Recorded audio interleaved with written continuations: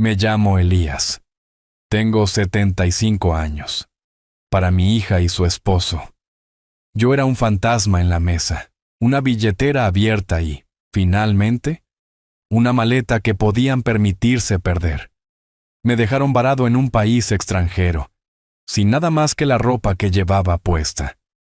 Pensaron que dejaban atrás a un anciano indefenso que tendría que valerse por sí mismo, pero estaban equivocados.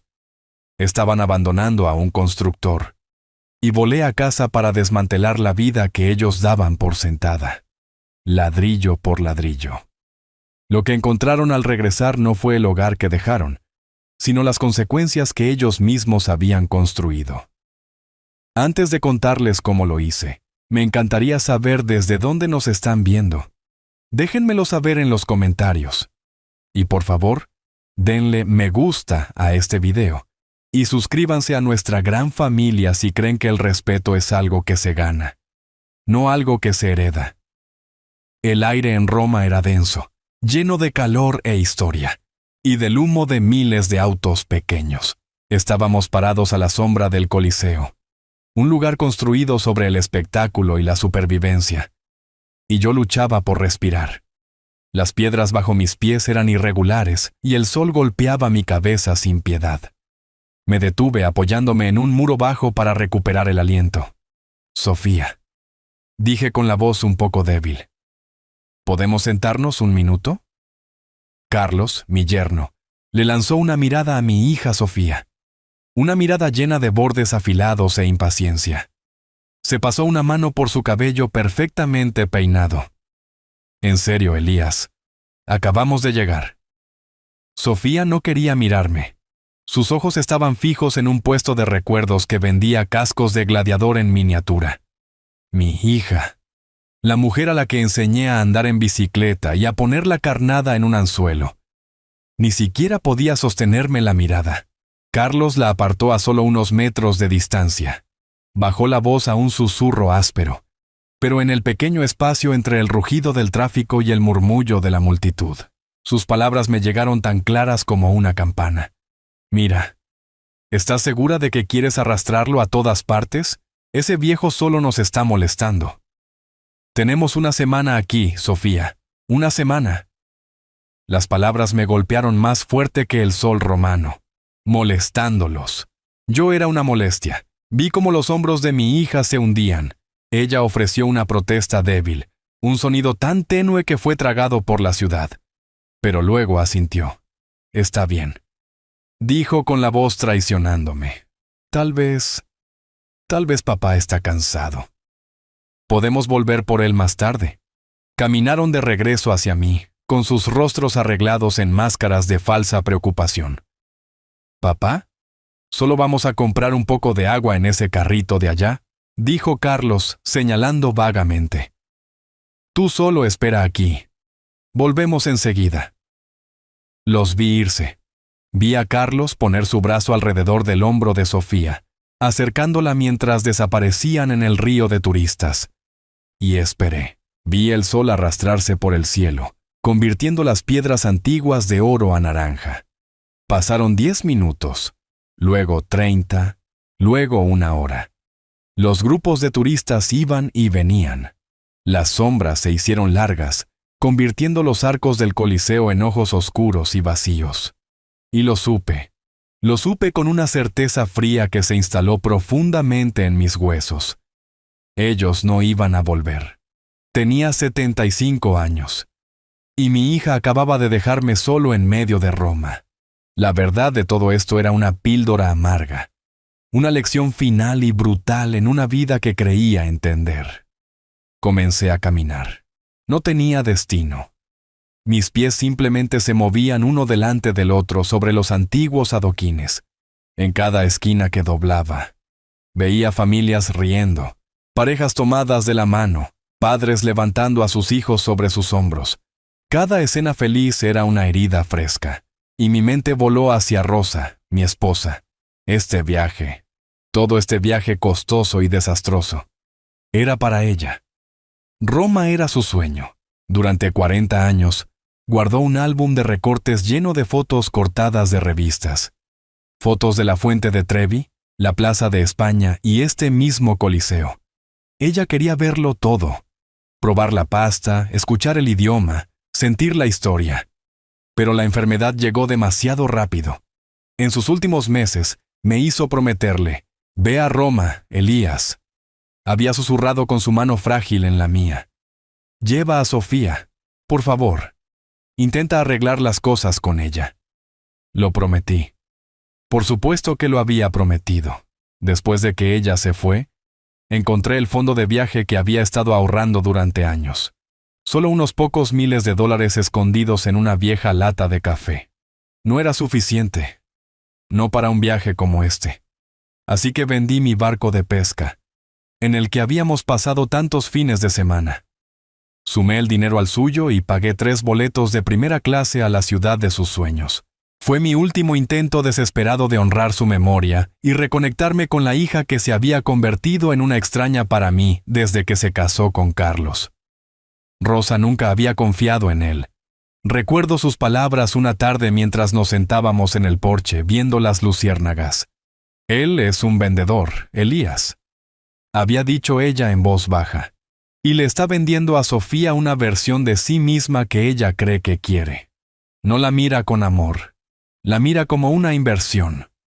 Yo le había dicho que estaba siendo demasiado dura con él. Quería creer en la felicidad de mi hija. Quería creer que las sonrisas educadas y los firmes apretones de manos de Carlos eran genuinos. Ahora, las palabras de Rosa resonaban en las ruidosas calles de Roma.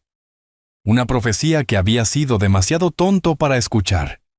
Había pagado este viaje para honrar a mi esposa, y su marido lo había usado como una oportunidad para desecharme como un pedazo de basura.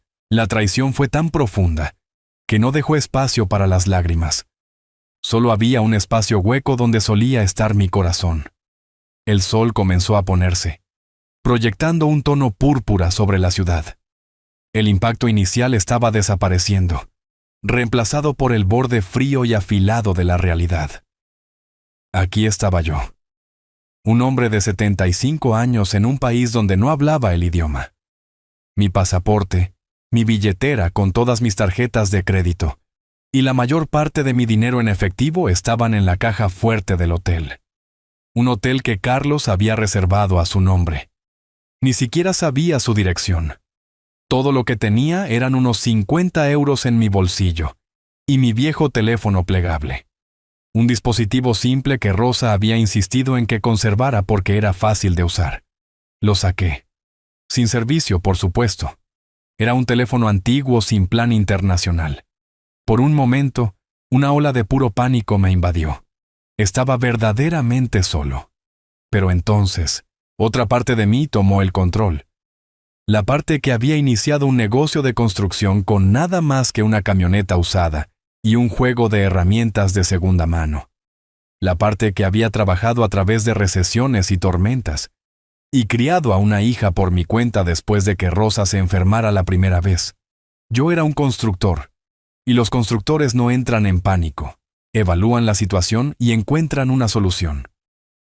Miré a mi alrededor no como un turista perdido, sino como un hombre buscando una herramienta. Mis ojos se posaron en una pequeña tienda de la esquina, un pequeño mercado lleno de lugareños. Un anciano con rostro amable y ojos cansados estaba acomodando naranjas en la ventana. Parecía un hombre que entendía lo que es la dificultad. Entré. Usé la única herramienta que me quedaba, mi humanidad. Señalé mi teléfono y luego negué con la cabeza. Me señalé a mí mismo y dije, americano, turista, hotel, desaparecido. Hice el gesto de un avión volando lejos. Fue torpe, una mímica patética de mi situación. El anciano me observó, con una expresión indescifrable. Luego suspiró y asintió lentamente. Señaló un pequeño taburete en la esquina de su tienda. «Siéntate», dijo en un inglés entrecortado. Se dio la vuelta y habló rápidamente en italiano con una joven detrás del mostrador. Probablemente su hija. Ella me miró con lástima. Luego escribió algo en su computadora. El anciano regresó con una pequeña taza de café. Me la entregó. «Wi-Fi», dijo, señalando un cartel pegado a la pared.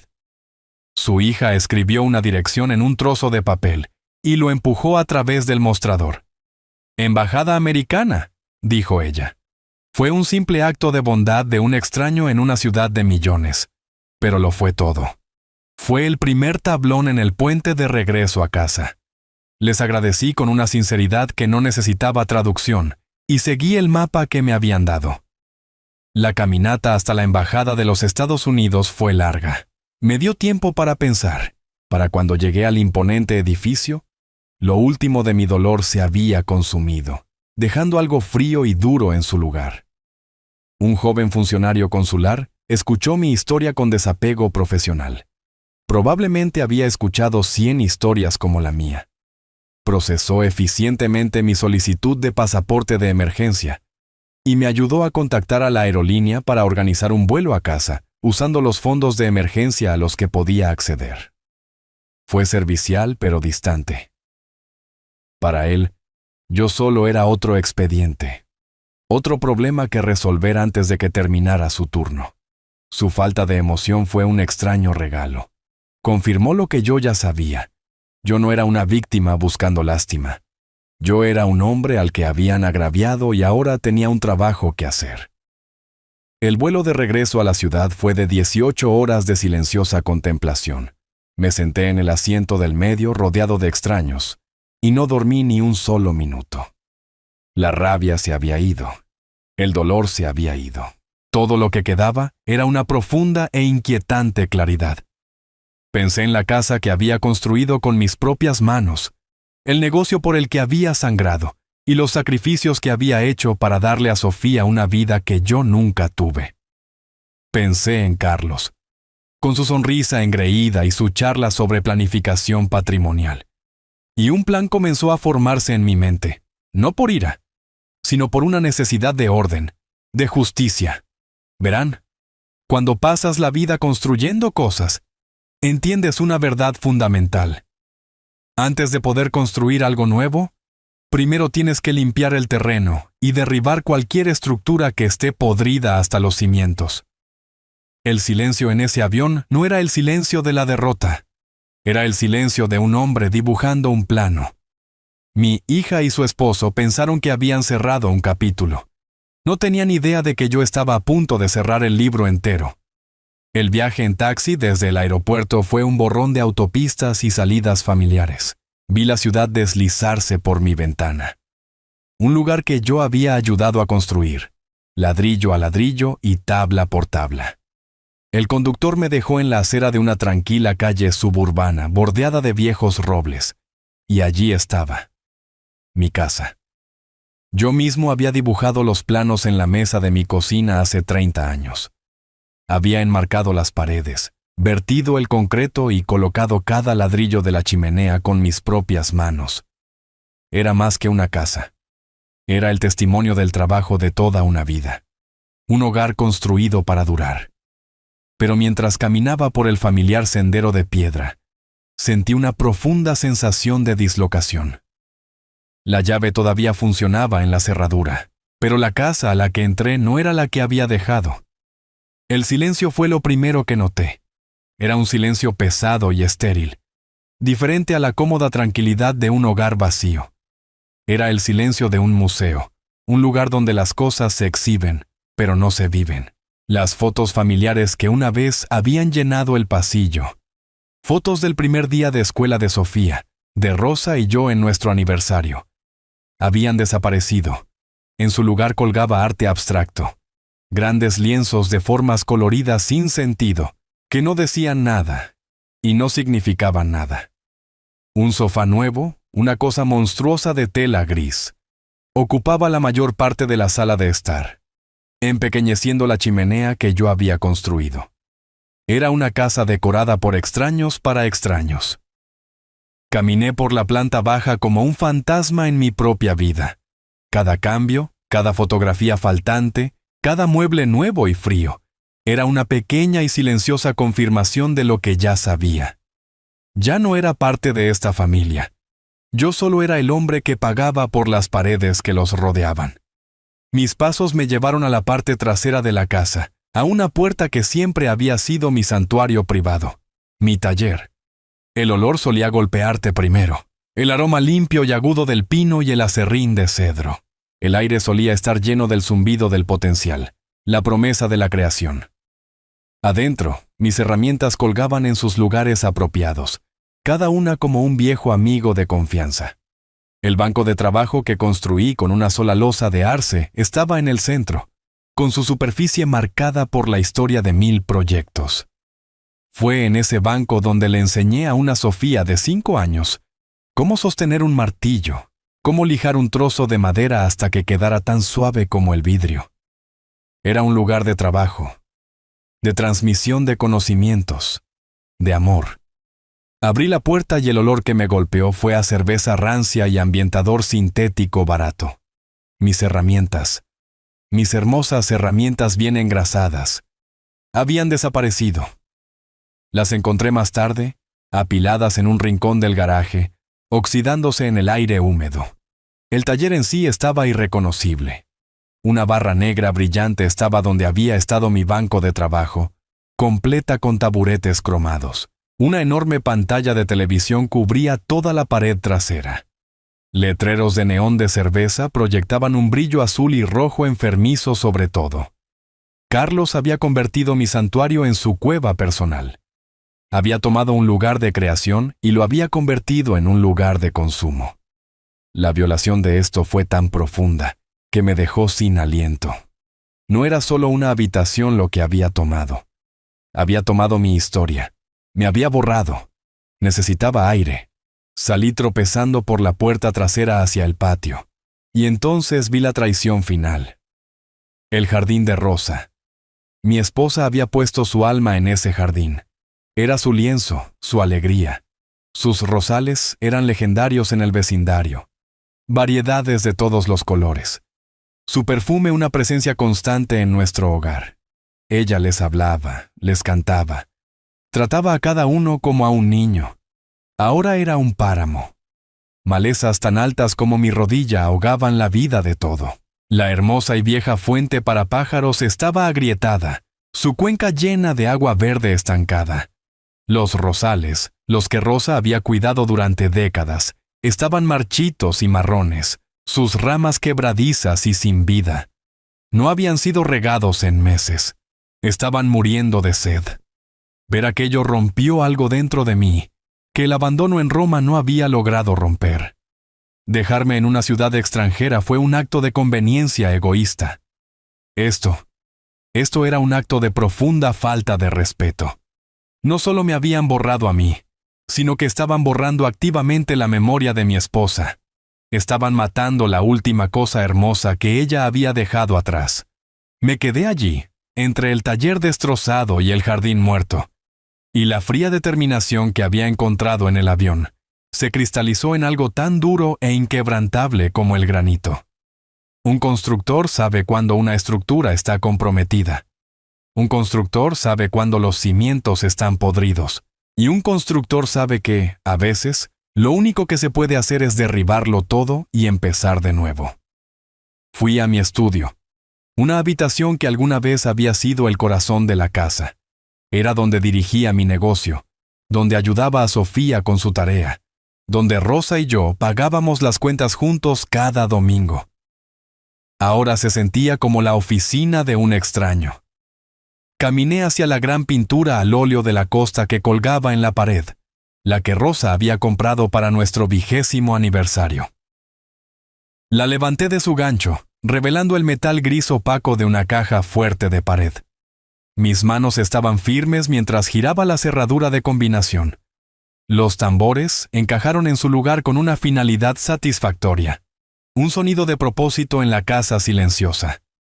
Adentro, entre viejos certificados de acciones y las joyas de Rosa, había una carpeta gruesa.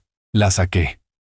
La etiqueta, escrita con la letra pulcra y confiada de Carlos, decía: El fideicomiso de la familia Vance.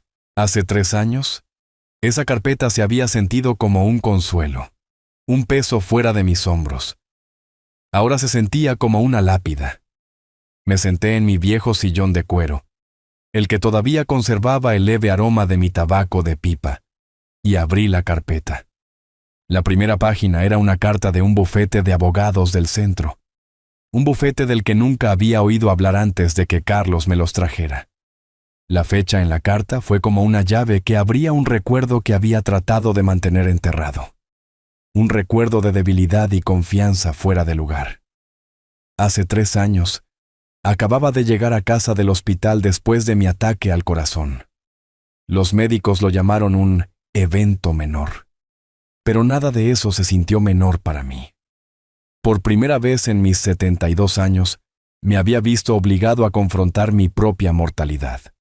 Estaba cansado de una manera que iba más allá del músculo y el hueso. Tenía miedo. Y fue entonces cuando Carlos hizo su movimiento. Vino a casa, no con una cacerola o una palabra de consuelo, sino con un maletín de cuero y una expresión de grave preocupación grabada perfectamente en su rostro. Se sentó frente a mí en este mismo estudio y habló en tonos bajos y serios. Usó muchas palabras que yo no entendía completamente. Palabras como legalización, ganancias de capital e impuestos sobre el patrimonio. Pintó una imagen de un futuro sombrío donde el gobierno entraría después de que yo me fuera y tomaría una gran parte del legado que había construido para Sofía. Hizo que sonara como si una manada de lobos estuviera esperando justo afuera de la puerta.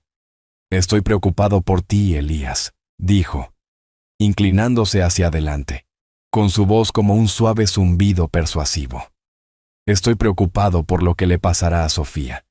Necesitamos proteger lo que has construido.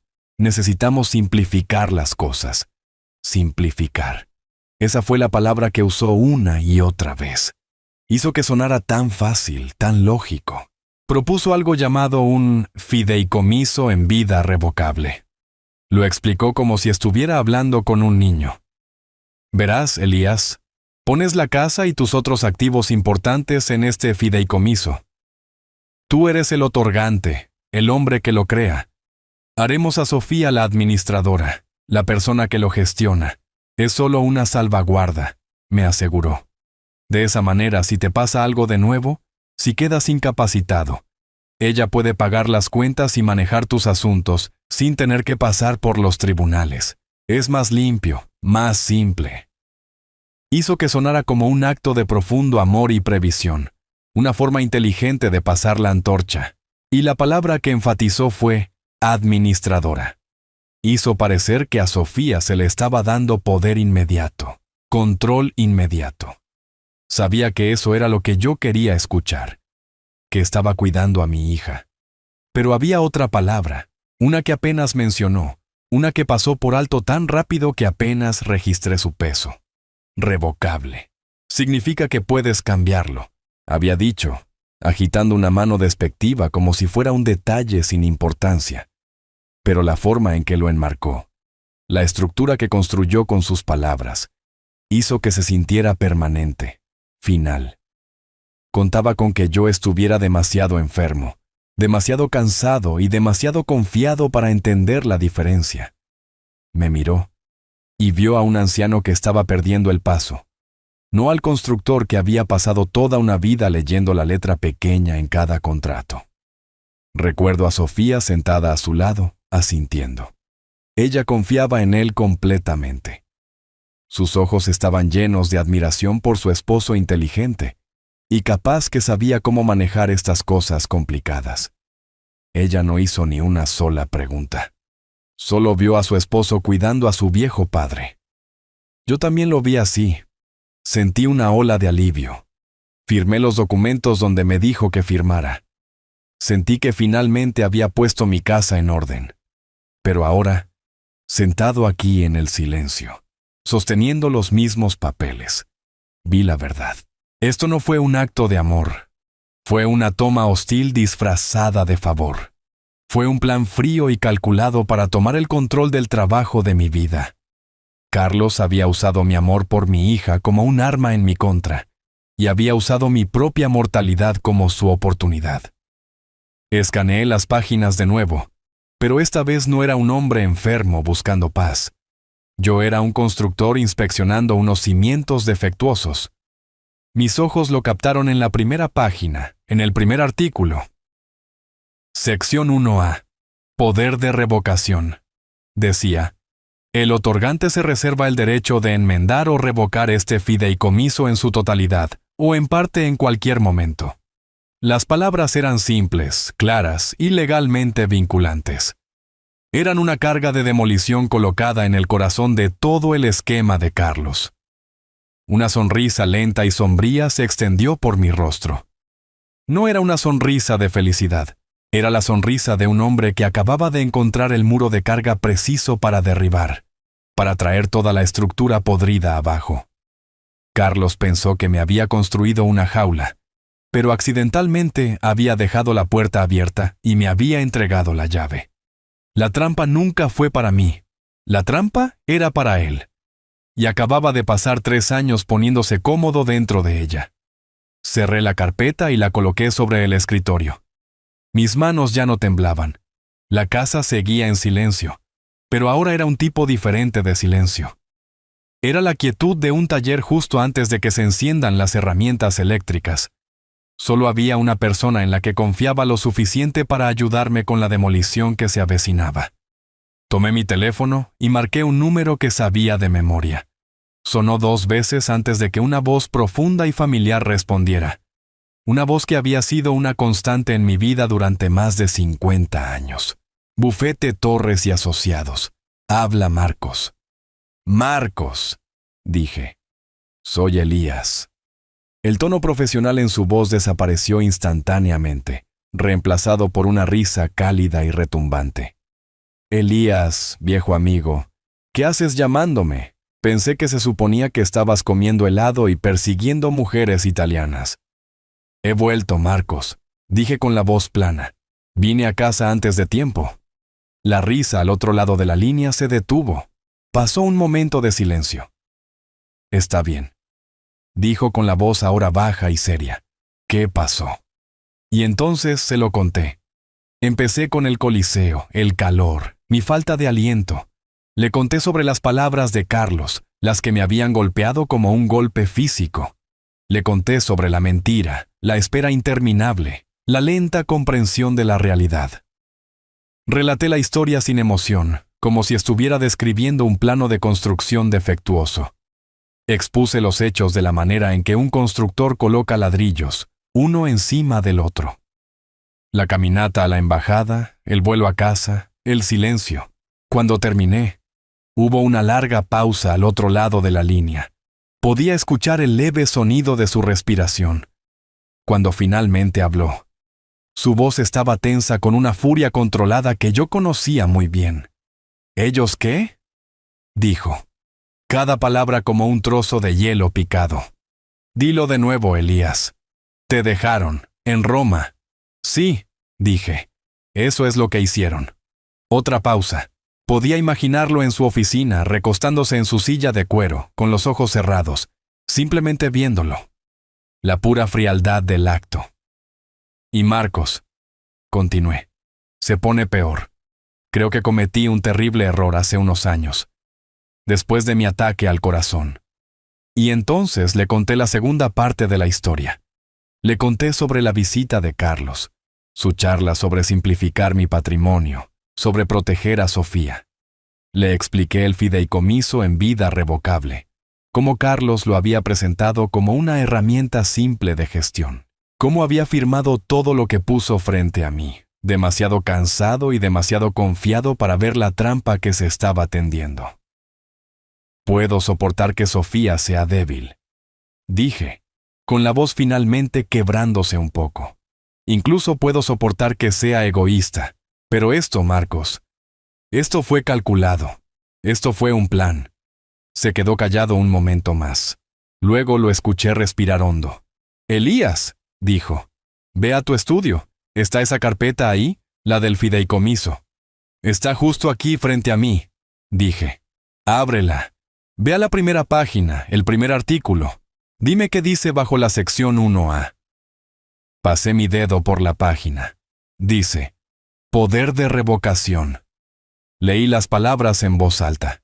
El otorgante se reserva el derecho de enmendar o revocar este fideicomiso en su totalidad, o en parte en cualquier momento. ¿Y quién? Escuché a Marcos preguntar, su voz como un retumbo bajo. ¿Quién es el otorgante, Elías? Yo soy, dije. Yo soy. Un sonido llegó a través del teléfono. Luego una risa corta y áspera completamente desprovista de humor. Era el sonido de un cazador que acababa de ver a su presa pisar una trampa perfectamente colocada. Ese muchacho, Carlos, dijo Marcos con la voz goteando desprecio. ¿Realmente cree que es tan inteligente? Estaba tan ocupado construyendo tu jaula, Elías, que olvidó leer las instrucciones de la cerradura. Caminó directamente hacia su propia trampa, y ahora tú vas a activarla. Escúchame, continuó, su voz ahora afilada y dominante. Todo negocios. Tienes todo el poder aquí. Puedes cambiarlo todo. Puedes recuperar hasta el último centavo. ¿Es eso lo que quieres hacer? Miré alrededor del estudio, al fantasma de la vida que había construido. Sí, Marcos, dije sin dudarlo. Eso es exactamente lo que quiero hacer. Bien, dijo. Entonces esto es lo que pasará a continuación. No los llames. No contestes si te llaman. No digas una sola palabra. Eres un fantasma. ¿Entiendes? Entiendo.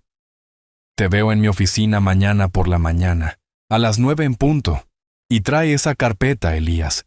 Trae el plano de su destrucción. Vamos a desmantelar esta cosa pieza por pieza. Cuando colgué el teléfono, el peso en mi pecho no había desaparecido, pero había cambiado. Ya no era el peso muerto de la desesperación, era el peso sólido del propósito. El constructor ya no estaba solo. Acababa de contratar al mejor hombre de demoliciones de la ciudad. A la mañana siguiente, entré en las oficinas de Torres y Asociados a las 9 en punto. La oficina de Marcos estaba en el último piso de un rascacielos del centro, con una vista imponente del horizonte. No era un espacio llamativo. Los muebles eran de roble oscuro y sólido. Las paredes estaban bordeadas de estantes que gemían bajo el peso de los libros de leyes. Era la oficina de un hombre serio. Un hombre que construía argumentos de la misma manera que yo construía casas, con una base sólida y sin margen de error. Él me estaba esperando. La carpeta que había traído ya estaba abierta en su gran escritorio, junto a un bloc de notas legal nuevo y 2 tazas de café negro. No hubo cortesías, ni repaso del shock del día anterior. Marcos estaba completamente enfocado en el negocio. Me miró por encima de sus gafas de lectura, con una expresión sombría y concentrada. ¿Estás listo para hacer esto, Elías?, preguntó. Asentí. He estado listo durante 3 años, Marcos, solo que no lo sabía. Bien, dijo, golpeando el documento del fideicomiso con un bolígrafo. Entonces pongámonos a trabajar. Expuso el plan con la tranquila precisión de un cirujano a punto de realizar una operación compleja. Lo llamó un ajuste silencioso, un proceso de 3 pasos para reclamar y reconstruir.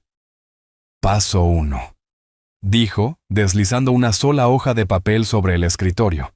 Le cortamos la cabeza a la serpiente. Señaló la cláusula de revocación en el documento del fideicomiso. Este es el error fatal de Carlos. Construyó una fortaleza, pero dejó la puerta principal abierta de par en par. Este documento. Tocó el papel nuevo. Es una revocación formal del fideicomiso. Establece que tú, como el otorgante, estás ejerciendo tu derecho legal de disolver el acuerdo por completo. En el momento en que firmes esto frente a un notario, cada activo en ese fideicomiso, la casa, los autos, las cuentas bancarias, revierte a tu propiedad única e indiscutible. Será como si el fideicomiso nunca hubiera existido. Miré el papel. Era tan simple, unos pocos párrafos de denso texto legal que tenían el poder de deshacer años de engaño. Tomé el pesado bolígrafo que Marcos me ofreció y firmé mi nombre en la línea punteada. Mi firma no tembló. Era la mano firme y segura de un hombre que sabía exactamente lo que estaba construyendo. Paso 2. Continuó Marcos con voz inquebrantable. Liquidación. Una vez que la propiedad sea legalmente tuya de nuevo, nos movemos rápida y silenciosamente. Convertimos todos los activos importantes en efectivo. Ya he hablado con una agente de bienes raíces, una de las mejores de la ciudad. Es discreta y es un tiburón. El letrero de "Se vende" estará en tu jardín al final del día. El auto que conduce Carlos, el que está registrado a nombre del fideicomiso, será embargado y vendido en subasta. En cuanto al contenido de la casa, contrataré a un liquidador de bienes. Quiero que vayas a la casa esta tarde. Empaca una maleta con tus pertenencias personales, tu ropa, tus fotos, cualquier cosa que les pertenezca a ti y a Rosa. Deja todo lo demás. Deja que los profesionales se encarguen. No seas sentimental, Elías. Estos no son recuerdos, son activos. Sus palabras eran frías, pero entendí la necesidad de ello. Esto ya no era un asunto familiar. Era una transacción comercial. El negocio de recuperar mi vida. Finalmente, paso 3. Marcos se inclinó hacia adelante, su expresión suavizándose por primera vez. El paso más importante, reestructurar tu legado. Todo el dinero de estas ventas se colocará en un nuevo fideicomiso. Pero dijo con énfasis, será un fideicomiso irrevocable. Eso significa que una vez creado, nunca se puede cambiar. Ni por ti, ni por un tribunal, ni por nadie. Es una fortaleza sin puertas. Así que debemos ser muy claros sobre quiénes serán los beneficiarios. Respiré hondo. Quiero iniciar una fundación, Marcos. Dije las palabras en voz alta por primera vez. Quiero llamarla La Promesa de Rosa. Un fondo de becas para niños desfavorecidos de nuestro antiguo vecindario que quieran dedicarse a los oficios. Niños que quieran construir cosas. Quiero que la casa misma sea parte de ello. Un lugar para que los ganadores de las mejores becas vivan sin pagar alquiler mientras estudian. Quiero que cada dólar que Carlos pensó que era suyo vaya a construir un futuro para alguien que lo merezca. Marcos guardó silencio por un largo momento. Me miró, y una lenta sonrisa de pura admiración se extendió por su rostro. Esa, dijo en voz baja, es la pieza de arquitectura más hermosa que jamás hayas diseñado, Elías. Cerró la carpeta y se puso de pie. El plan estaba en marcha. La tormenta se acercaba, y por primera vez en mucho tiempo, me sentí como el hombre que podía pararse en medio de ella y no ser movido. Las siguientes 48 horas fueron un borrón de actividad silenciosa. Hice lo que Marcos me indicó. Regresé a la casa que aún no era mía y empaqué. Me moví con la eficiencia de un hombre desmantelando un sitio de trabajo. Tomé mi ropa, mis herramientas, los libros que amaba y las fotografías de Rosa. Empaqué una sola caja pequeña de madera con las cosas de la infancia de Sofía. Un oso de peluche descolorido, su primera boleta de calificaciones, un relicario de plata que Rosa le había dado. Todo lo demás lo dejé atrás. Caminé por las habitaciones una última vez, no con tristeza, sino con el ojo desapegado de un inspector. El sofá enorme, el arte chillón, la sensación fría y estéril de todo. Ya no tenían control sobre mí. Era solo inventario esperando liquidación. Me registré en un hotel residencial en el centro, un espacio limpio y anónimo donde podía pensar con claridad. Luego esperé la llamada de Marcos. Llegó un miércoles por la mañana. «Es hora, Elías», dijo. Regresé a su oficina. El ambiente era diferente al de nuestra última reunión. La ira y la planificación estratégica habían sido reemplazadas por una tranquila solemnidad. Se sentía como la calma antes de una tormenta. En su escritorio había un solo documento. Tenía unas pocas páginas encuadernadas en una simple cubierta azul. El título en el frente decía, «Revocación del fideicomiso de la familia Vance». Marcos me miró con expresión seria. «He hablado con los bancos y la oficina del secretario del condado. Todo el trabajo preliminar necesario está listo. Todo lo que queda es que firmes esto. Pero antes de que lo hagas», dijo, inclinándose hacia adelante, «necesito preguntarte una última vez como tu amigo. ¿Estás absolutamente seguro de esto?» Una vez que firmes esto, no hay vuelta atrás. Sofía es tu única hija, Elías. Esto cambiará su relación para siempre. Miré por la ventana hacia la ciudad que había ayudado a construir. Pensé en el jardín moribundo de mi esposa. Pensé en el cruel susurro de Carlos junto al Coliseo. Y pensé en el silencio de mi hija, su acuerdo pasivo para desecharme. Marcos, mi hija me dejó hace mucho tiempo. Dije con voz firme. En Roma, ella simplemente lo hizo oficial. Lo que estoy haciendo hoy no se trata de ira, se trata de respeto. Respeto por mí mismo y respeto por la memoria de la mujer que le dio todo a Sofía. Rosa merece un legado mejor que una niña malcriada en un jardín muerto. Estoy seguro. Marcos asintió lentamente, con una mirada de sombría comprensión en su rostro. Muy bien, entonces. Presionó un botón en su intercomunicador.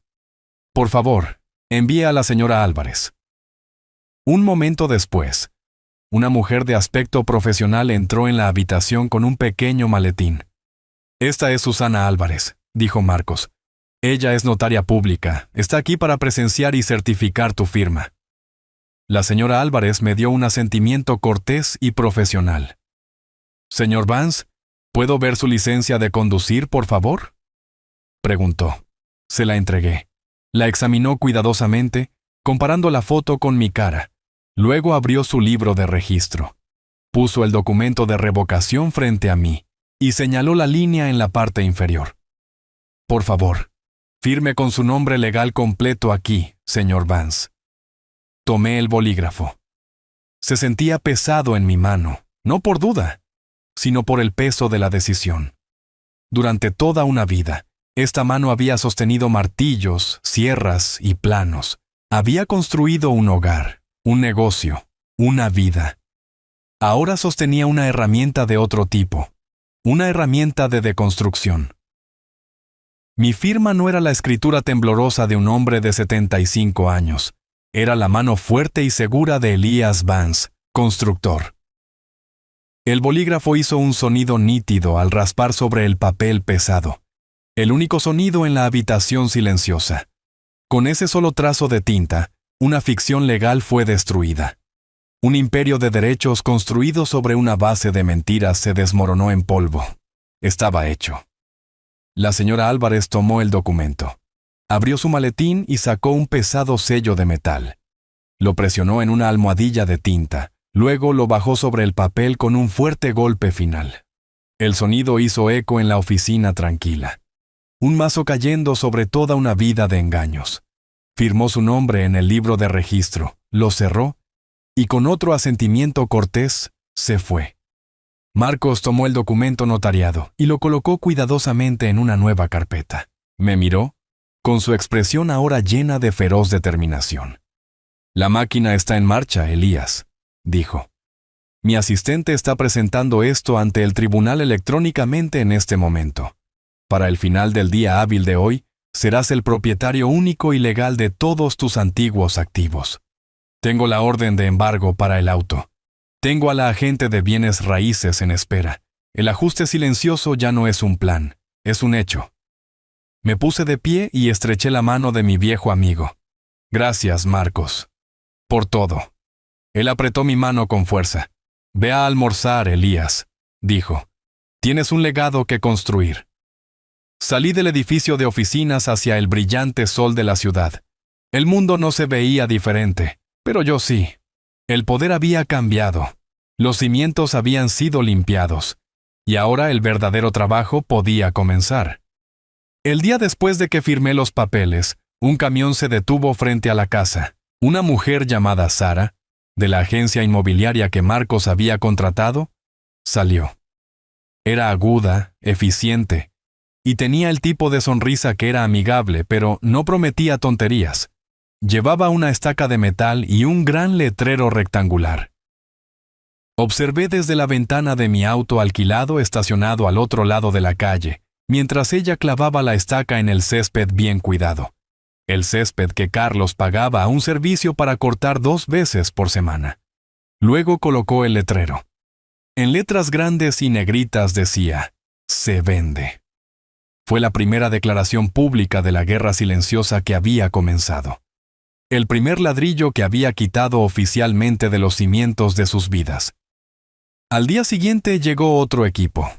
Esta era la compañía de liquidación de bienes. La mujer a cargo, la señora Dávila, tenía unos 50 años, con el pelo gris recogido en un moño apretado y una expresión que sugería que lo había visto todo y que nada la impresionaba. Caminó por la casa conmigo con un portapapeles en la mano. Mi trabajo era simple, identificar lo que no estaba a la venta. En el dormitorio principal señalé el viejo joyero de Rosa, una cosa de madera simple que le había hecho en nuestro primer aniversario. «Quiero esto», dije. Ella le puso una pequeña etiqueta verde. En la antigua habitación de Sofía, que se había convertido en una habitación de invitados, señalé la pequeña caja de recuerdos de la infancia que había empacado. Esto también. Otra etiqueta verde. La guié por toda la casa, un recorrido silencioso por una vida que estaba a punto de ser subastada a extraños. Llegamos al sótano, mi antiguo taller. La señora Dávila miró la barra, los letreros de neón, la enorme televisión. Su rostro permaneció impasible. ¿Y todo esto?, preguntó. Miré la habitación que alguna vez había olido a aserrín y sueños, ahora un monumento al ego de mi yerno. Todo, dije, hasta la última pieza. Ella hizo una nota en su portapapeles. Contenido de la cueva personal para venderse como un lote único, ideal para un bar deportivo. Su equipo trabajó con una eficiencia tranquila y despiadada. Se movieron de una habitación a otra, etiquetando cada artículo con un precio. El monstruoso sofá gris, etiquetado. El arte frío y abstracto, etiquetado. Abrieron los armarios de Sofía y un río de ropa de diseñador, zapatos y bolsos se derramó. La mayoría de ellos todavía tenían las etiquetas de precio originales. Era un museo de compras impulsivas, un testimonio de una profunda infelicidad que ninguna cantidad de dinero podía llenar. Sentí un destello de tristeza, no por las cosas, sino por la hija que pensaba que estas cosas podían hacerla feliz. El equipo de la señora Dávila solo veía inventario. Pusieron precio a cada bolso, a cada par de zapatos, con un ojo experto. En el comedor, catalogaron la extensa colección de vinos de Carlos, lo que él había considerado una inversión sofisticada. Ellos lo trataron como cualquier otro activo para convertir de nuevo en efectivo. Los vi trabajar, no como un padre afligido, sino como un capataz de demolición. Estaban desmantelando el edificio hasta sus vigas desnudas, quitando todo el yeso barato y los acabados falsos para ver qué quedaba, si es que quedaba algo, de la estructura original. La parte más difícil llegó el viernes. Marcos había conseguido un comprador privado para el auto, un elegante auto deportivo plateado que era el orgullo y la alegría de Carlos.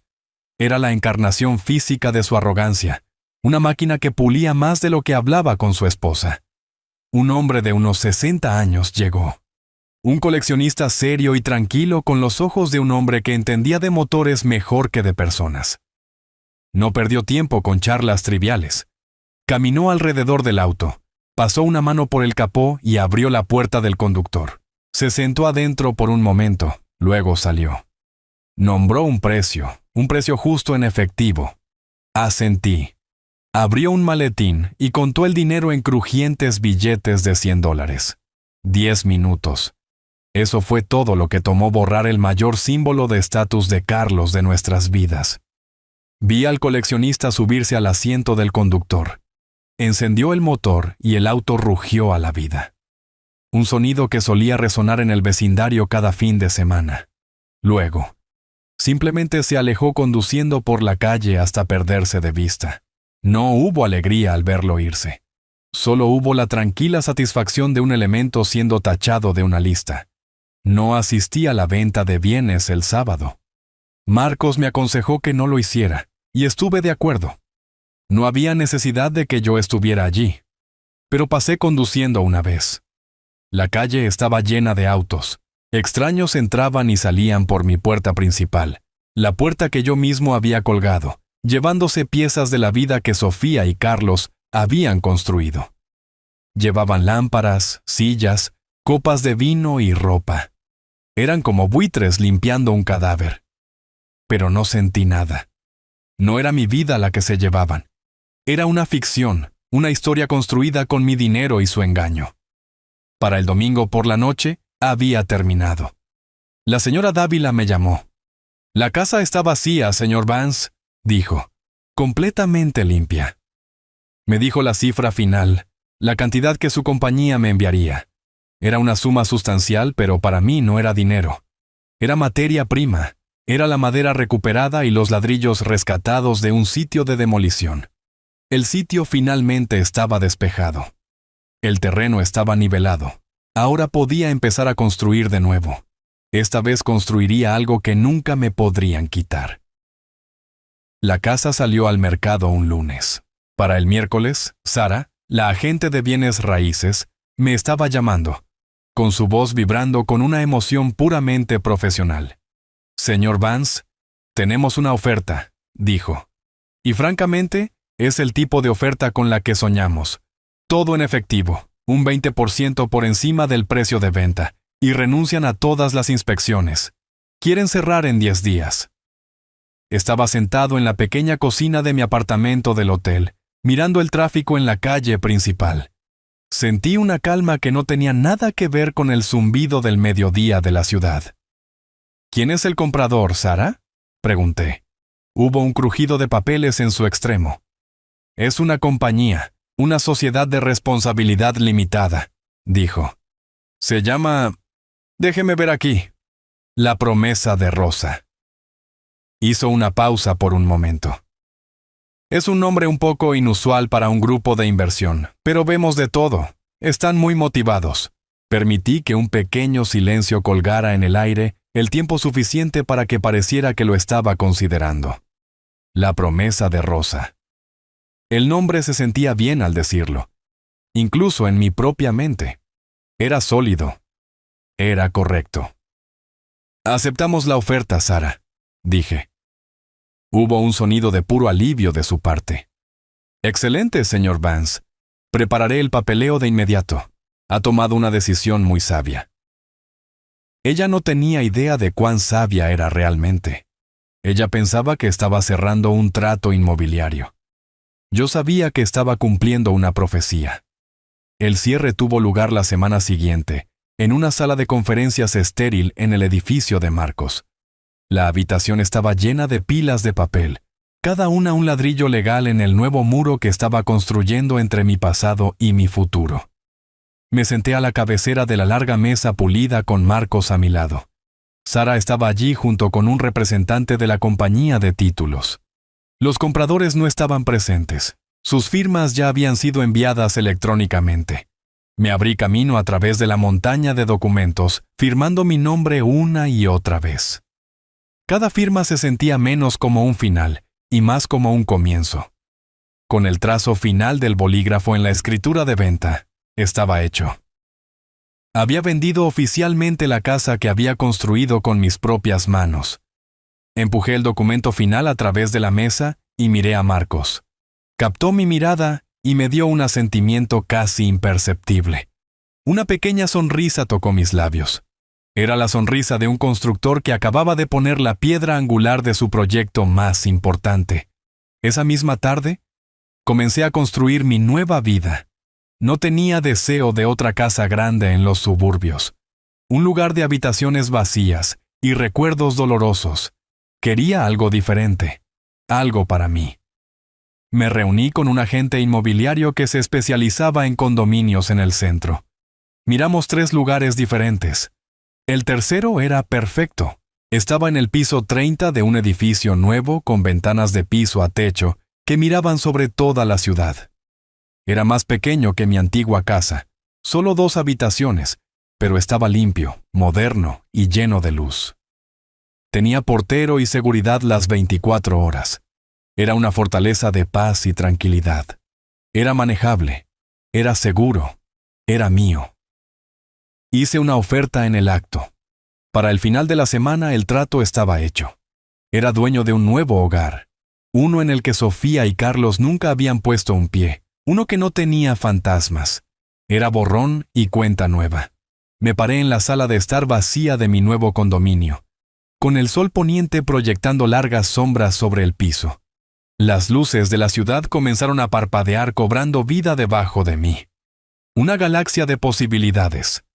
El dinero de la venta estaba seguro en una nueva cuenta bancaria. La trampa estaba lista. La pieza final de mi plan estaba en su lugar. Ahora todo lo que quedaba por hacer era esperar. No era un hombre escondiéndose de su pasado. Era un hombre parado en terreno elevado, esperando pacientemente a que la marea cambiara y que la tormenta que yo había creado finalmente tocara tierra. El dinero llegó en una sola transferencia bancaria, un número con más ceros de los que estaba acostumbrado a ver. Me reuní con una banquera privada que Marcos había recomendado. Una mujer aguda llamada señora Chan, que se especializaba en gestión de activos. Juntos, creamos una nueva estructura financiera. Los fondos se movieron a una cuenta fiduciaria segura protegida por capas de fortificación legal. Ya no era mi dinero. En cierto modo, era propiedad de la promesa de Rosa. Yo era simplemente su administrador. El proceso fue tranquilo, eficiente e impersonal. La señora Chan no preguntó sobre la fuente de los fondos, y yo no ofrecí ninguna explicación. Fue solo una transacción, un recuento final de la demolición de una vida. Cuando salí del banco, sentí una profunda sensación de ligereza. La carga financiera que había llevado por mi hija y su esposo, finalmente se había ido. Esa noche, me senté en mi nuevo condominio. Había comprado un solo sillón cómodo, y lo coloqué junto a la gran ventana que daba a la ciudad. El sol se estaba poniendo, pintando el cielo con trazos de naranja y púrpura profundo. Las luces de la ciudad comenzaron a encenderse una por una. Una constelación hecha por el hombre que se extendía hasta el horizonte. El espacio a mi alrededor estaba vacío, pero no se sentía solitario. Se sentía limpio, se sentía como potencial. Por primera vez en años, no había expectativas colgando en el aire, ni fantasmas de decepción en los rincones. Solo estábamos yo y el tranquilo zumbido de la ciudad abajo. Sabía que en algún lugar al otro lado del mundo, Sofía y Carlos probablemente estaban sentados en un restaurante caro, riendo y bebiendo vino. Estaban viviendo en una realidad que ya había dejado de existir. Eran fantasmas, y simplemente aún no lo sabían. Fui a mi maleta y saqué la pequeña caja de madera que había salvado de la casa. Era una simple caja de madera de cerezo que le había hecho a Sofía cuando era una niña pequeña para guardar sus tesoros.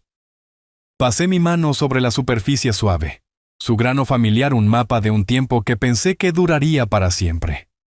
Me senté y abrí la tapa. Adentro yacían las únicas cosas que había salvado para ella. Su primer oso de peluche, una criatura raída llamada Barnaby con un ojo de botón. Una fotografía de nosotros dos en el lago el día que pescó su primer pez. Tenía 5 años. Su sonrisa sin 2 dientes frontales. Su primera boleta de calificaciones del jardín de infantes con una gran estrella dorada junto a la frase «Comparte bien con los demás». Y finalmente, el pequeño relicario de plata que Rosa le había dado para su 16º cumpleaños. Tomé el relicario y lo sostuve en la palma de mi mano. Se sentía imposiblemente pequeño. Recordé el día que Rosa se lo dio, la mirada de pura alegría en el rostro de Sofía. ¿A dónde se había ido esa chica? ¿Cuándo se llenó tanto su corazón de cosas que no quedó espacio para el amor o la lealtad? Una ola de tristeza me invadió. Un dolor profundo y agudo por la hija que había perdido. No por la muerte, sino por una lenta y progresiva pobreza del alma. Ya no estaba enojado. La ira se había consumido a sí misma dejando solo este dolor silencioso. Estaba de luto por un recuerdo. Coloqué cuidadosamente cada artículo de nuevo en la caja. Envolví el relicario en un pequeño trozo de terciopelo y lo puse encima del oso. Luego cerré la tapa. El suave clic del pestillo fue un sonido de finalidad. Esta caja era una cápsula del tiempo. Contenía los últimos restos de la hija que había criado. La chica que había existido antes de que el mundo le enseñara que las cosas eran más valiosas que las personas. Esto era todo lo que quedaba. Esta era la única herencia que recibiría de mí. Coloqué la caja en una mesa pequeña junto a la puerta. Parecía pequeña e insignificante en la gran habitación vacía. Pero lo era todo. Mis preparativos estaban completos. El dinero estaba seguro. La trampa estaba lista. Mi nueva vida había comenzado. Todo lo que quedaba era que la vieja llegara a su inevitable final. Me senté de nuevo en mi sillón, observé las luces de la ciudad y esperé a que la tormenta llegara a casa. Rastreé su vuelo de regreso en línea. Sabía el momento preciso en que su avión aterrizó en la ciudad y la hora exacta en que su taxi estaría entrando en nuestra vieja calle. No estaba allí para verlo yo mismo, por supuesto. Estaba en mi nuevo hogar, 30 pisos sobre la ciudad, mirando el horizonte. Pero podía imaginar la escena perfectamente. Había pasado mi vida visualizando estructuras antes de que se construyeran. Visualizar su destrucción no era diferente. Habrían estado borrachos con las obras de sus vacaciones, sintiéndose engreídos y satisfechos de sí mismos. Llegarían con la piel bronceada y el equipaje lleno de recuerdos costosos comprados con mi dinero. El taxi se detendría en la acera y ellos saldrían riéndose de alguna broma privada de su viaje a París o Florencia. Verían la casa parada tal como la habían dejado, sólida y confiable. Y sentirían esa familiar sensación de propiedad. Esa profunda certeza arrogante de que este mundo les pertenecía. Caminarían por el sendero de piedra, el que yo había colocado con mis propias manos hace 30 años. Carlos probablemente se estaría quejando del vuelo o del conductor del taxi. Sofía estaría desplazándose por fotos en su teléfono, decidiendo cuáles publicar en línea para poner celosos a sus amigos. Estarían tan envueltos en su propio pequeño mundo, que no lo notarían al principio. Pero entonces, uno de ellos miraría hacia arriba. Tal vez Carlos lo vería primero. Dejaría de caminar, su costoso equipaje cayendo al suelo con un golpe sordo. Su risa moriría en su garganta. Sofía continuaría unos pasos antes de darse cuenta de que estaba sola. Se volvería molesta. «Carlos, ¿qué pasa?» Y entonces ella seguiría su mirada, y lo vería. El letrero. Un simple rectángulo de plástico rojo y blanco clavado en el centro del césped. 4 letras negritas que no tendrían sentido para ellos. Vendida. Su primera reacción no sería la ira. Sería la confusión. Una profunda y desconcertada sensación de dislocación. Pensarían que era una broma. Un error extraño de la compañía de bienes raíces. Probablemente se reirían. Una risa corta y nerviosa. «¿Qué es esto?», diría Carlos avanzando para inspeccionar el letrero como si fuera un extraño objeto alienígena. Lo tocaría. Pasaría su mano sobre las letras de plástico lisas. Se sentiría sólido. Se sentiría real. Y entonces un nudo frío de pavor comenzaría a formarse en su estómago. Sus ojos se dispararían hacia el garaje. Estaría esperando ver su reluciente auto deportivo plateado estacionado en su lugar habitual. Pero la puerta del garaje estaría ligeramente entreabierta y a través del hueco vería no el capó plateado familiar, sino el parachoques azul opaco de un sedán modesto que nunca había visto antes. Ese sería el segundo golpe. El letrero era un problema abstracto. Pero el auto, el símbolo de su éxito, su orgullo, su propia identidad, había desaparecido. El pánico comenzaría a instalarse entonces. Un forcejeo frenético por las llaves. Sofía correría hacia la puerta principal, la que había atravesado 1000 veces de niña. Pondría la llave en la cerradura y no giraría. Intentaría de nuevo, moviéndola, empujándola, pero la cerradura se mantendría firme. Las cerraduras habían sido cambiadas. Se moverían a las ventanas, ahuecando sus manos contra el vidrio para mirar adentro. Y no verían nada. Pisos desnudos, paredes vacías, el eco de una vida que había sido completamente borrada. Todo. Sus muebles, su ropa, su arte, su colección de vinos. Todo lo que habían acumulado. Todo lo que habían dado por sentado había desaparecido. Me los imagino allí parados en el césped rodeados de su costoso equipaje inútil. Dos náufragos en una isla de su propia creación, excluidos de una vida que ya no era suya. El mundo que habían dejado hace 3 semanas ya no existía. Habían llegado a casa a las consecuencias que ellos mismos habían construido. La tormenta para la que me había estado preparando finalmente había tocado tierra. Mi teléfono comenzó a sonar menos de 1 hora después de que descubrieron la casa vacía. Fue una sinfonía frenética y caótica de llamadas entrantes y mensajes de texto.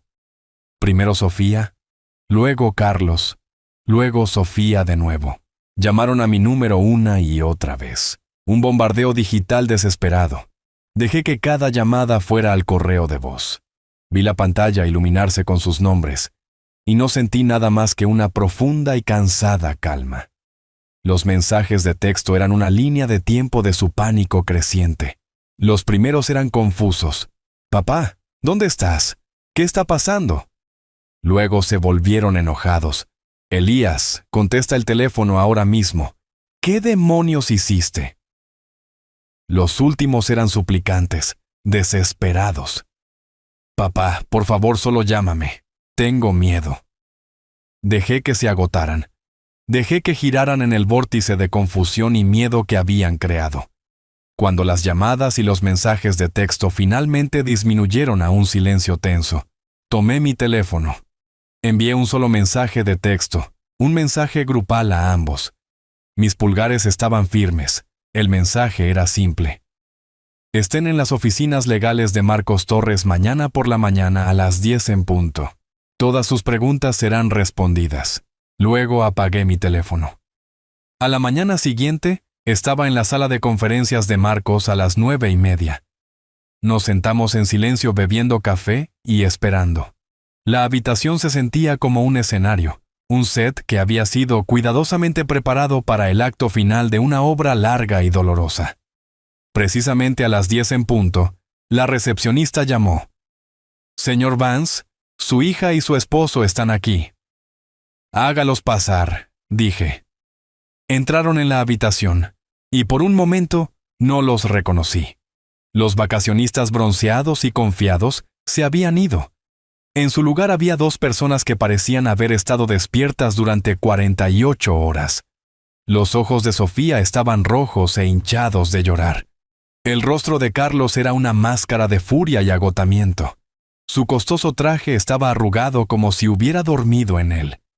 Se quedaron en la puerta por un momento, mirándome a mí y a Marcos, con expresiones que eran una mezcla de confusión y beligerancia. «¿Qué es esto, papá?», comenzó Sofía con la voz temblorosa. «¿Qué está pasando? ¿Por qué está vendida la casa?» Carlos dio un paso adelante, con la voz como un gruñido bajo. «No tenemos tiempo para juegos, Elías. Necesitas decirnos qué has hecho, y necesitas arreglarlo ahora mismo». Permanecí en silencio. Simplemente los miré, con una expresión ilegible. Mi silencio pareció alimentar la rabia de Carlos. Dio un paso más cerca de la mesa. Sus manos se cerraron en puños. «No tenías derecho a hacer esto». Escupió las palabras. «Esa casa le pertenece a Sofía. Está en el fideicomiso. Yo soy el administrador. ¿Olvidaste eso? No puedes venderla sin mi permiso». Estaba tan seguro de su propia inteligencia. Era un hombre parado sobre una trampilla, discutiendo sobre la calidad de la madera. Sofía comenzó a llorar entonces, no las lágrimas silenciosas de una tristeza genuina, sino los sollozos ruidosos y teatrales de una niña que no se sale con la suya. «Papá, ¿cómo pudiste hacernos esto? ¿A mí?», gimió ella. «Después de todo lo que hemos hecho por ti. Te llevamos de vacaciones, te cuidamos. ¿Cómo puedes ser tan cruel?». El absurdo de sus palabras, la pura hipocresía impresionante de ellas, casi me hizo reír. Me habían llevado a unas vacaciones en las que me habían abandonado.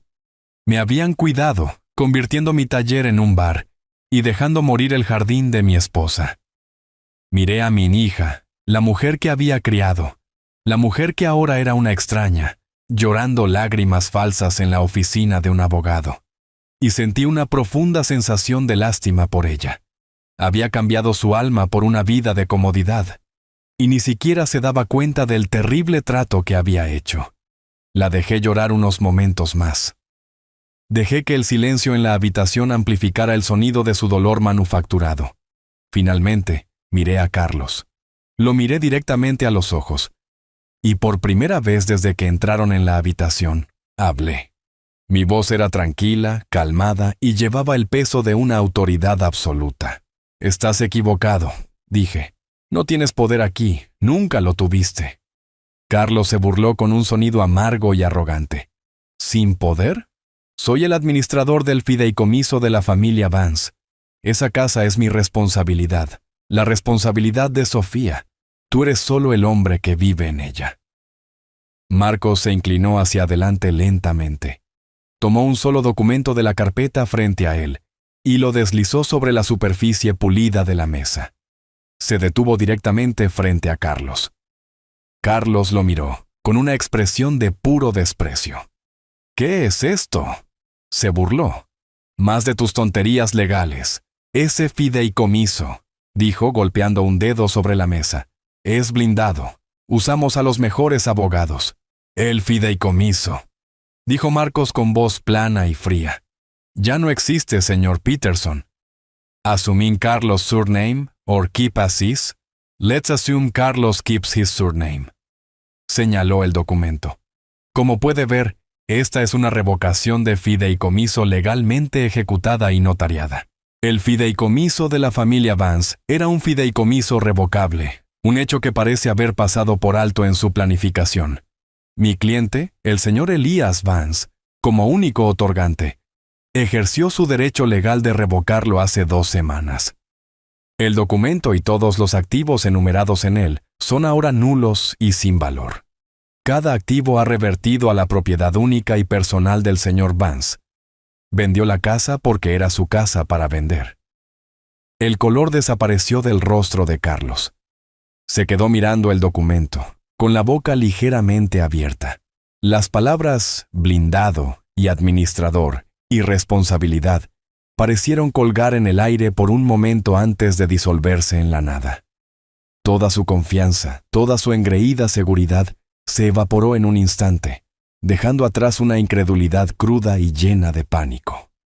Me miró a mí, luego a Marcos, luego de vuelta al papel. Los engranajes en su mente estaban moliendo furiosamente, buscando un ángulo, una laguna, una salida. Entonces, tartamudeó la única palabra, una rendición. Entonces, ¿quién la compró? ¿Quién compró la casa? Su mente había ido inmediatamente al dinero.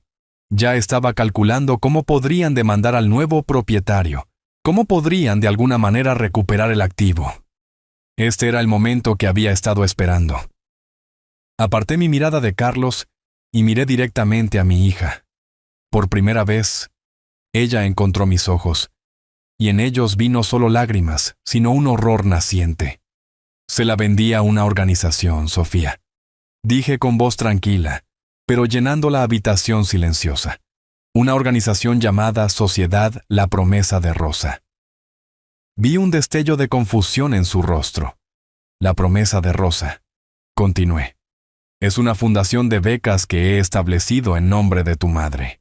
La casa en la que creciste ahora será un hogar, una residencia para estudiantes afroamericanos merecedores que han recibido la beca y no tienen dónde quedarse mientras asisten a la universidad en la ciudad. El legado de tu madre no será una colección de bolsos de diseñador y autos costosos. Será el regalo de la oportunidad. Será un puerto seguro para jóvenes que quieren construir una vida mejor para sí mismos. Esa es la promesa de Rosa. Eso es lo que tu madre hubiera querido». El silencio que siguió a mis palabras fue más pesado que cualquiera que hubiera conocido. Fue el silencio de un mundo completa e irrevocablemente destrozado.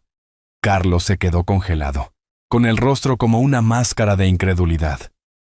El vendedor elegante y confiado se había ido, reemplazado por un hombre que acababa de ver su futuro entero quemarse hasta los cimientos. Sus ojos se dispararon por la habitación como buscando a alguien a quien culpar, a alguien a quien demandar. Y luego su mirada aterrizó en mi hija, con el rostro torcido en una mueca fea. «Esto es tu culpa», sisió con voz baja y venenosa. «Tu estúpido y senil viejo». Si lo hubieras manejado desde el principio, nada de esto hubiera pasado. Sofía se derrumbó. No fue un llanto, fue un colapso, una completa desintegración de un alma humana. Se hundió en una silla, con el cuerpo sacudido por sollozos profundos y desgarradores de una verdad finalmente entendida. Era el sonido de una mujer que acababa de darse cuenta de que había cambiado el amor de su padre por el afecto de un parásito. Lo había perdido todo porque nunca había entendido lo que era verdaderamente valioso. Su discusión continuó mientras salían de la oficina, un intercambio amargo y tóxico que resonó por el pasillo. No se fueron como una pareja. Se fueron como dos extraños encadenados por una ruina compartida. Antes de que Sofía saliera por la puerta, me puse de pie. Le tendí la pequeña caja de madera de cerezo. Ella la miró. Sus ojos se nublaron de lágrimas y confusión. «Esto es lo que queda de ti en mi vida», dije con voz tranquila pero firme. «El resto tendrás que construirlo tú misma». Tomó la caja de mis manos, con los dedos temblando. Luego se dio la vuelta y se alejó. Eso fue hace 3 meses. El silencio que siguió a su partida ha sido pacífico. Me siento ahora en el sillón de mi nuevo hogar, mirando cómo las luces de la ciudad comienzan a brillar en el crepúsculo. En mi regazo hay una carpeta, pero no está llena de documentos legales. Está llena de los ensayos de solicitud de los primeros candidatos para la beca La Promesa de Rosa. Una joven que quiere ser carpintera. Un joven que sueña con ser arquitecto. Sus palabras están llenas de esperanza, determinación y sueños. Un padre pasa su vida construyendo una casa para su hijo. Ahora sé que un verdadero hogar no se construye con ladrillo y mortero, sino con respeto y amor. Cuando se destruyen esos cimientos, todo lo demás se derrumba. No encuentro alegría en la venganza. Solo encuentro paz en la restauración del orden. Mi legado no es una casa, sino una oportunidad. Y mi dignidad no está a la venta. Esta historia es un recordatorio poderoso de que el verdadero valor de una persona no se mide por su edad o lo que puede proporcionar a los demás. La verdadera herencia no se encuentra en propiedades o cuentas bancarias, sino en los valores de respeto, integridad y amor que defendemos. Nos enseña que cuando nuestra dignidad es desafiada, la respuesta más profunda no siempre es la ira ruidosa, sino la acción tranquila e inteligente para restaurar el orden. Nos muestra cómo redefinir nuestro propio legado en nuestros propios términos, demostrando que nuestra autoestima es el único activo que nunca nos pueden quitar. ¿Cuál creen ustedes que es el legado más importante que una persona puede dejar atrás? Por favor, compartan sus pensamientos en los comentarios a continuación y suscríbanse para más historias como esta.